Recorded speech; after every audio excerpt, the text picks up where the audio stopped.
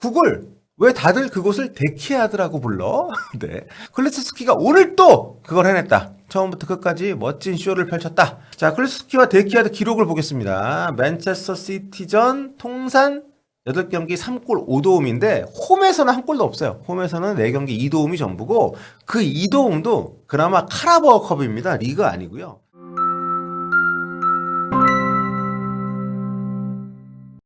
안녕하세요, 꿀리TV 정욱입니다. 토트넘이 맨시티를 무려 4대0으로 완파했습니다.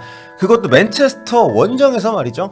메디슨이 2골, 보로와 존슨이 1골씩 추가했습니다. 이로써 맨체스터 시티는 지난 2022년 11월 12일 브렌트포드전 1대2로 패배를 했던 이후에 무려 2년 넘게 이어져 오던 홈 쉬운 2경기 무패행진, 엄청나네요. 홈 쉬운 2경기 무패행진을 마감하게 됐습니다. 토트넘한테 홈에서 패배를 했기 때문에. 자, 이번에 과르디올라 감독 재계약도 했는데 감독 개인으로서도 최악의 흐름을 끊질 못하고 또 좀 악화가 된 거죠. 4연패도 처음이었는데 지금 5연패를 하게 됐으니까요. 리그로만 따지면 무려 4연패입니다. 이 펩시티가 3연패를 리그에서 한다는 것 자체가 상당히 낯선데 초유일이라고 하고요. 올 시즌 이런 페이스면 리그 우승이 만만치 않아 보입니다. 그렇죠? 아무튼 이날 손흥민 선수는 선발로 출전을 했고요. 팀이 3대0으로 앞선 후반 18분께 존슨하고 교체가 되면서 나갔습니다. 체력 안배 차원이라고 봐야겠죠. 입중회 때도 말씀드렸습니다. 12월 달 한 달 동안만 9경기고요. 11월도 아직 경기가 남아있기 때문에 저는 뭐 이해가 되는 그런 교체였다고 생각합니다.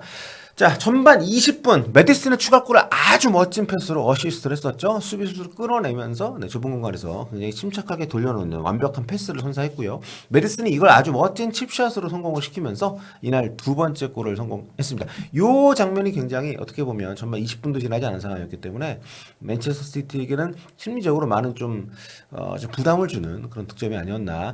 이로써 손흥민 선수 요 장면을 통해서 또 기록을 세웠습니다. 개인 통산 프리미어리그 66호 도움인데요. 이게 이제 프리미어리그 역사상 최다 도움은 18입니다. 그런데 이게 이제 토트넘으로 한정을 지으면 역대 프리미어리그 통산 도움 랭킹에서 데런 앤더슨이 지금 1위인데 67개거든요. 한 개 차로 따라붙는 66호 도움. 네. 기록 경신이 올해 안에 가능하지 않을까요? 경기 수가 많이 있으니까. 자, 그리고 또 하나 재미있는 기록은 프리미어리그 역대 펩시티, 그러니까 펩 과르디올라 감독이 이끄는 맨체스터 시티를 상대로 프리미어리그에서 역대 딱 2명뿐이랍니다. 이제 두 자리 공격 포인트를 기록한 게. 앞서 살라가 유일했는데 이번에 손흥민 선수가 도움을 한 개 추가하면서 통산 프리미어리그 맨시티, 펩시티 상대로 10공포 5골 5도움째 기록을 한 거니까요. 참고로 모든 대회를 통틀어서는 살라가 11골 6도움, 손흥민 선수는 8골 5도움을 기록하고 있습니다. 자, 그럼 맨체스터 시티를 상대로 대승을 거둔 토트넘, 현지 매체들은 어떤 평가를 내렸는지 주요 매체 평점과 평가 내용 살펴보겠습니다. 자, 오늘은 6개 매체 평점을 긁어왔습니다. 스카이스포츠, 풋볼 런던, 그리고 스탠다드, 그리고 익스프레스, 구영민, 스포츠대까지. 여기서 사실 이 익스프레스를 좀 뺄까 싶었습니다. 좀 이해가 안 가는 평가 내용도 딱히 없는데 손흥민 선수 평점을 깎아가지고. 아무튼 최고는 메디슨. 그리고 쿨레스키도 2위인데 9.0. 평균 평점이 엄청 높죠. 비카리오도 잘 받았고요. 가장 낮은 점수는 이제 비수마 선수가 최저점인데 최저점도 7점입니다. 평균 점수가 대단하죠. 자, 먼저 풋볼 런던 보겠습니다. 손흥민 선수에게 8점을 줬고요. 멀리서 가마찬 슈팅이 에데르슨 골키퍼 선방을 막혔다. 그거 들어갔어야 되는데. 메디슨 앞에 기막힌 패스를 내주면서 토트넘의 두 번째 골을 넣었다. 하드워킹 퍼포먼스를 펼친 뒤에 60분 조금 더 뛰고 교체가 됐다. 메디슨에게 9점 줬습니다. 전반에만 멋진 골을 두 차례 터뜨리면서 생일을 자축했다. 데안 클리스스키 9점. 오른쪽 윙으로 나와서 메디슨의 선제골에 멋진 패스를 넣어줬다. 후반 초반 토트넘의 세 번째 골에도 관여를 했다.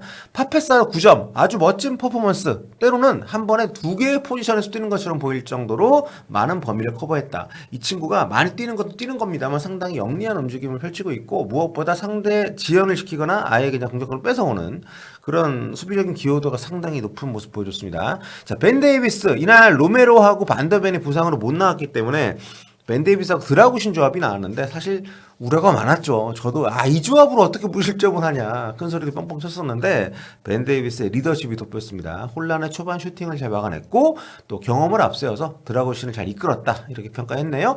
다음은 구영민입니다. 포스테코글루 감독 평점 9점. 주전 센터백 2명을 쓸 수 없게 된 포스테코글루 감독은 이번 에테드 원정에서 수비라인 내리면서 실리를 챙겼다. 토트넘이 터트린 골의 기반이 된 에너지와 독창성은 유쾌한 방식으로 이 경기에서는 유쾌한 방식으로 포스테코글루스러웠다 호평을 했습니다.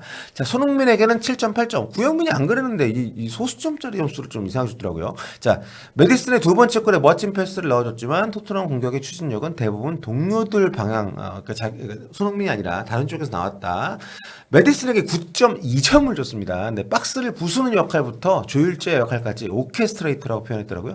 메디슨은 겹겹이 훌륭한 퍼포먼스를 쌓아 올리면서 기억에 남을 만한 생일을 보냈다.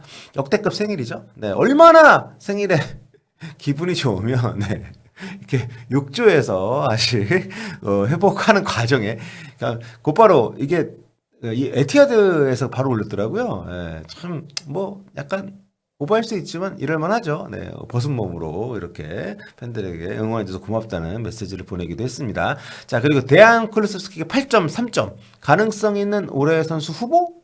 네, 아웃사이더라고 표현했습니다만 지금 페이스를 이어가면 충분히 토트넘의 최종 순위 성적에 따라서 뭐 불가능한 얘기 아닌 것 같습니다. 좀 메디스는 이번 경기만 잘했지만 쿨루셉스키는 정말 최근에 거의 모든 경기 잘하고 있고 이번 경기에서는 이제 독특한 우아함, 화려함, 강인함, 뛰어남 에티하드를 가득 메웠다 호평을 했습니다. 다음은 익스프레스입니다. 제임스 메디슨에게 10점 줬습니다. 토마스 투엘 보고 있나? 네, 새로 잉글랜드 대표팀 감독으로 이제 오게 되는 투엘 감독에게 메디슨의 활약을 좀 각인시켜주고 싶은 그런 멘트인 것 같습니다. 메디슨은 완벽에 가까운 플레이였다. 두 골을 터뜨리면서 토트넘의 기념비적인 승리를 안겼고 경합에서 9차례 승리 그리고 반칙 5차례 얻어냈고 태클과 드리블 성공률은 100%였다. 엄청난 밤이었다. 자, 데안 쿨루셉스키에게 9점 줬습니다. 토트넘의 또 다른 10점 만점 선수가 나올 뻔했다. 맨시티의 왼쪽을 헤집고 다니면서 5차례 경합에서 모두 승리했고 3차례 찬스를 만들고 1도움까지 기록을 했다. 자, 그리고 손흥민 선수한테 6점을 줬는데요. 6점을 이런 경기 6점을 줄 정도면 좀 설명이 추가적으로 필요한 것 같은데 그냥 1시간 뛰고 교체될 때까지 2차례 찬스 만들었다. 이게 답니다.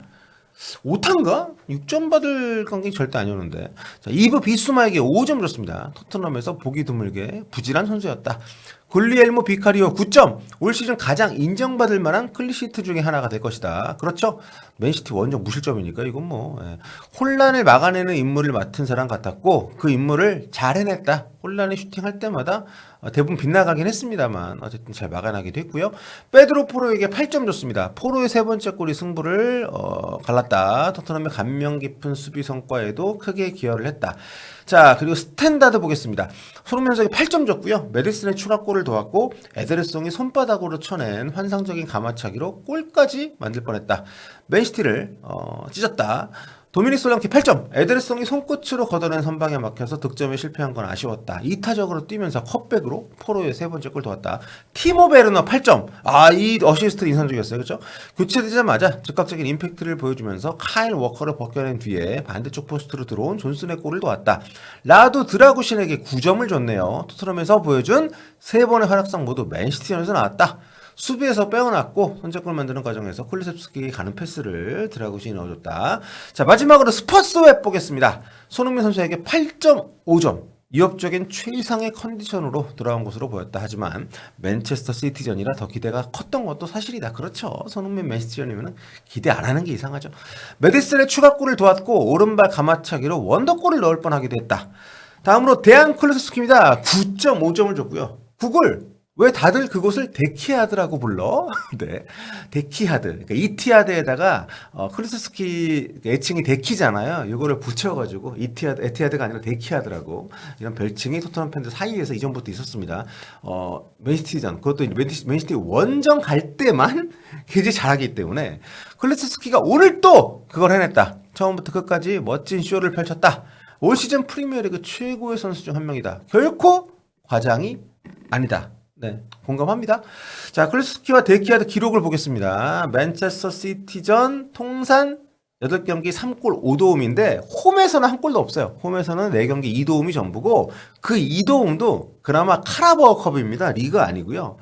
그만큼 홈에서는 맨시티 상대로 좀 두드러지지 않는데 원정만 갔다 하면 에티하드에 갔다 놓기만 하면 4경기 3골 3도움입니다. 이 정도면은 솔직히 맨시티 원정에서 이런 정도의 기록을 보유하고 있는 선수는 거의 없죠. 거의 매 경기 맨시티 상대로 원정 가기만 하면 날아다니고 있는 쿠리스키고요. 아무튼 오늘 역시 그런 활약을 했고 전체적으로 토트넘 선수들 두루두루 좋은 모습 보였습니다. 반면에 맨시티는 골문이 쉽게 열리지 않는 어이없는 슈팅들 난사를 하면서 참패를 당하고 말았습니다. 여러 가지로 인상적인 경기였고요. 자, 오늘 여기까지 하겠습니다. 다음 시간에 뵙겠습니다. 이제